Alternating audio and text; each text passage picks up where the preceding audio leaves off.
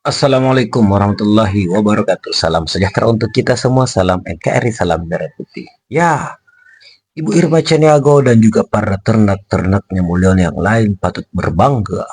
Kenapa? Karena ternyata majikan mereka itu lebih pintar daripada Ibu Megawati dan juga PDIP. Lebih pintar dalam hal apa? Ya, nantikan saja di videonya. Jadi bagi kalian nih, bagi pendukung anak-anak Abah atau pendukung Abah, saya mohon jangan pernah iri dengan para ternak Mulyono yang ketika majikannya itu lebih pintar daripada Ibu Megawati dan juga PDIP. Ya, termasuk kalian yang mencintai pencinta PDIP ataupun Ibu Megawati, jangan pernah patah semangat ketika majikan mereka lebih cerdas daripada apa yang menjadi fans kalian.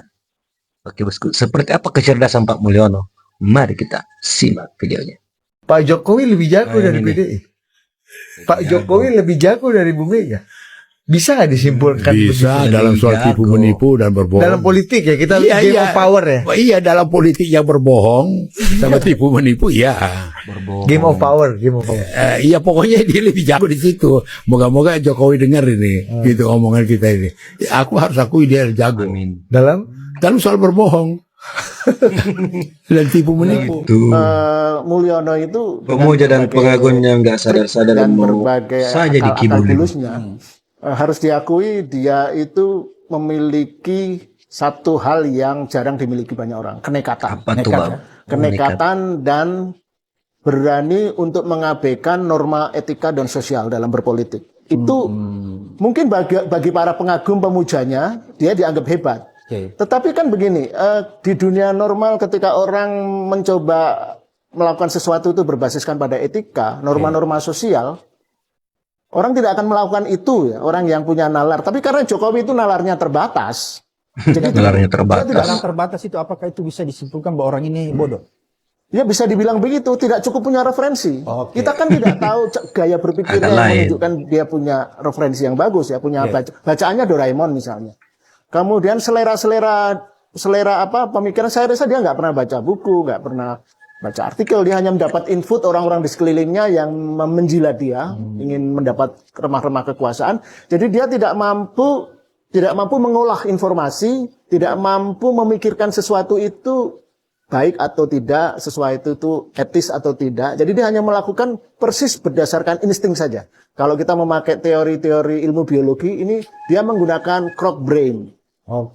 Crocodile brain. Jadi otak kadal yang Otak hanya kadal sekedar enggak tuh? how to survive. Bagaimana bisa makan. Ya. Survival of the fittest. Oke. Jadi kenapa buaya itu dalam dunia biologi itu tidak punah, bisa bertahan hidup? Karena dia makan apa saja. Dia tidak peduli. Dia tidak mengenal.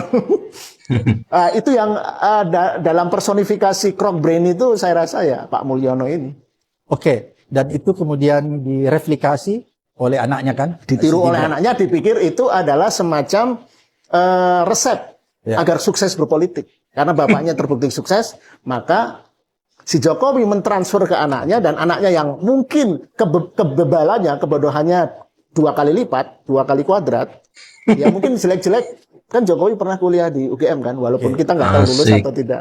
Tapi kalau putranya kan nggak. Sudah saya katakan, saya tuh kagetnya sejak tahun 2022. Terus terang, kita dulu kan pendukung setianya gitu ya.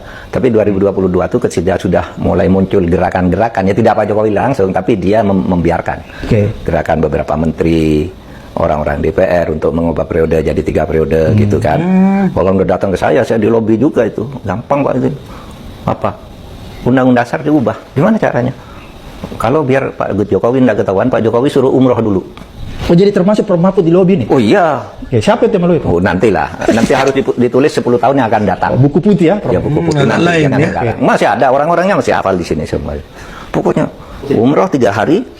Nanti kita sidang MPR dari pasal yang menyatakan presiden hanya dipilih 2 periode itu diubah. Pagi dibuat panitia kerja, siang diplenokan, sore disahkan, besok presiden sudah bisa langsung perpanjang jabatannya. Sesimpel itu ya. Oh iya, itu kalau main-main kan konstitusi, kalau orang nakal kan tinggal dukungan suaranya berapa. Oke. Sepertiga mengusulkan, 2/3 setuju, di voting dari 2/3, 3/4 hadir, dari 3/4 itu di voting 50% setuju, udah selesai. Oke. Bisa sehari. Kalau orang nakal, ya. Makanya moral hukum itu penting, bukan hanya prosedur hukum. Moral hukum itu penting. Paling penting ya. Nah sejak itu Pak Abraham, saya itu mulai curiga. Lalu ada upaya perpanjangan lagi. Udahlah kalau nggak bisa 1 periode, tambah 2 tahun aja, kan COVID-nya 2 tahun. Dan itu bisa dengan ketetapan MPR dan macam-macam. Saya bilang nggak bisa, apalagi Bu Mega keras kan. Beberapa partai keras waktu itu, Bu Mega yang paling keras. Pokoknya menolak perpanjangan, menolak apa gitu kan. Ya saya termasuk di barisan nggak bisa. Lupa Mahfud kan enak, bisa langsung perpanjangan jabatan menteri, iya kan? Diiming-imingin ya. Diiming-iming, meskipun itu belum tentu juga. Tapi iming-iming itu kan menarik kalau bagi orang yang ingin. Haus kekuasaan. Iya. Oke. Pak Mahfud enak, diperpanjang, langsung jadi menterinya 10 tahun atau 2 tahun lagi, gitu. Iya kan? Oke. Menko Polhukam apa? Oh, saya bilang bukan itu masalah, ini masalah konstitusi, Bung. Saya bilang masalah konstitusi, nggak boleh begitu. Gitu. Nah, yang begitu-gitu. Nah, sehingga kalau dikatakan gimana menurut Pak Mahfud demokrasi, sekarang ini banyak demokrasi itu mau ditelikung dengan konstitusi. Tentu orang banyak yang marah saya mengatakan begitu. Pak Mahfud dulu kan Menko. Kenapa diem aja? Saya tidak diem waktu Menko. Saya bergerak dengan cara saya. Oleh sebab itu saya ikut menggagalkan upaya itu. Iya kan? Iya dong. Saya ikut menggagal, termasuk partai apa yang tiba-tiba menang di pengadilan mau menunda pemilu. Itu kan mau memperpanjang jabatan. Isinya itu, keputusannya itu, tahapan pemilu harus diulangi dari awal. Oke. Iya kan, ingat kan? Di bulan April tahun 2023. Coba. Tahapan pemilu sudah selesai, pencalonan udah. Tiba-tiba muncul putusan pengadilan Jakarta Utara.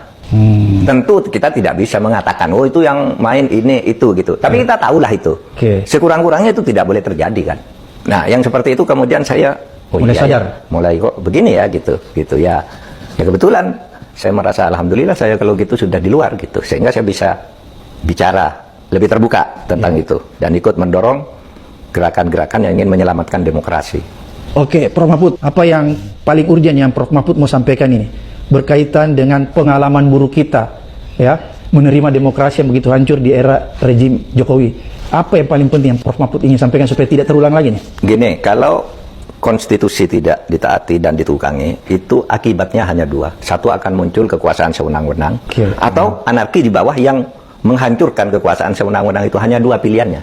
Oleh sebab itu, mari jaga demokrasi ini dengan penegakan hukum agar negara ini jalan. Kalau enggak, Anda main-main bisa digergaji dari bawah, bisa berbahaya dari atas. Iya kan?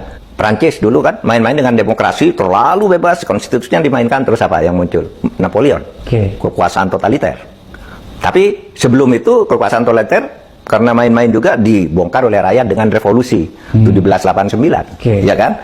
Jadi sudah mari belajar pada sejarah di masa lalu dan masa kini di berbagai dunia. Kalau hukum itu tidak ditegakkan, demokrasi ditelikung dengan permainan formalisme hukum, itu ya akan seperti sekarang. Kehancuran ya? Iya, seperti sekarang kita ini. Nggak bisa Anda terus nerikungi, rakyat akan bergerak.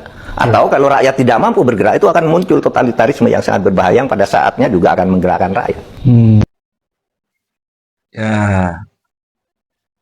Ya, ternyata bukan cerdas guys ya, tapi Pak Mulyono lebih jago daripada Ibu Megawati dan juga PDIP seperti di video pertama tadi. Lebih jago dalam hal apa? Dalam hal berbohong. Itu prestasinya. Ya mesti ternak-ternak Mulyono ini harus bangga akan hal itu. Nah, 3 video tadi, apakah kalian belum sadar? Wahai ternak-ternak, oi, berpikirlah ternak, oi. Apatah lagi yang dibongkar oleh Pak Mahfud MD ini tadi. Ya tidak mungkinlah dia ketika yang menjabat Menko Polhukam dia akan umbar seperti itu. Dia bergerak dengan caranya sendiri penegasannya itu. Dan sampai-sampai bisa mengagalkan tentang proyek 3 periode itu. Oke bosku, tanggapan kalian di kolom komentar. Assalamualaikum warahmatullahi wabarakatuh.